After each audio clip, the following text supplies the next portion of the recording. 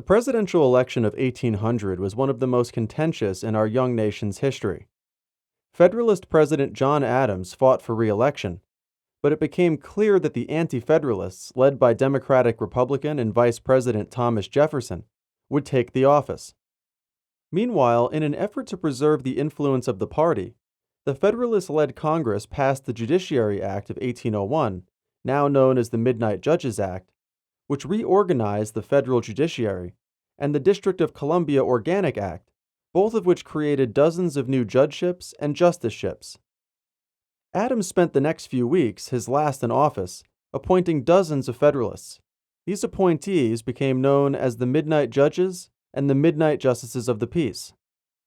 The group obtained wholesale approval from Congress on March 2nd. The commissions were signed by Adams and sealed by the Secretary of State on March 3rd. The last remaining step was for the commissions to be physically delivered to the appointees by the Secretary of State. Who was Adams's Secretary of State? John Marshall, who had already been appointed Chief Justice of the Supreme Court. Marshall was unable to deliver all of the commissions before Jefferson was sworn in the next day by Marshall himself in his role as Chief Justice. The undelivered commissions were still in Marshall's office when James Madison, the new Secretary of State, took office. Jefferson told Madison not to deliver the commissions. William Marbury, whom Adams had appointed Justice of the Peace of the District of Columbia, was one of the appointees who had not received his commission. Congress had authorized the United States Supreme Court to issue writs of mandamus under the Judiciary Act of 1789. So Marbury brought suit against Madison in the United States Supreme Court under its original jurisdiction to compel Madison to deliver the commission. Writing for a unanimous court, Chief Justice Marshall first concluded that Marbury had been lawfully appointed and confirmed as Justice of the Peace, and therefore had a right to his commission. Marshall went on to say that Marbury was entitled to redress under the law for the deprivation of that right. Unfortunately for Marbury, however, the court refused to issue the writ. The court held that the section of the Judiciary Act of 1789 conferring original jurisdiction to issue writs of mandamus on the Supreme Court was unconstitutional.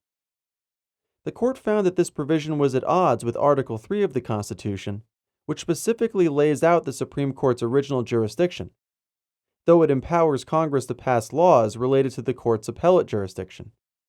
In a landmark move, the court recognized its power of judicial review, that is, the court's authority to review laws and legislative acts to determine whether they pass constitutional muster. The court found that the act was unconstitutional because it sought to expand the Supreme Court's original jurisdiction beyond that granted by the Constitution.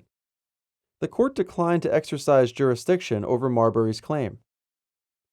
This case established the Supreme Court's power of judicial review, a function so central to the role of the judiciary in modern jurisprudence that the following quote from Marshall's opinion is carved on the wall of the Supreme Court building. The quote goes, "It is emphatically the province and duty of the judicial department to say what the law is."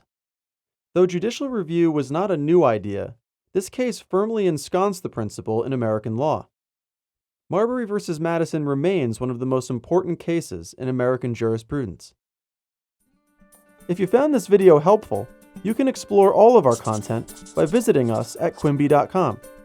If you have a question or comment about this case, please post it in the comments area below, and we'll do our best to get back to you. If you think we did a good job with this video, please like, share, and favorite it. And if you think this video might be helpful to people you know, please share on social media, Facebook, Twitter, and Google+ as well, to get this video out there.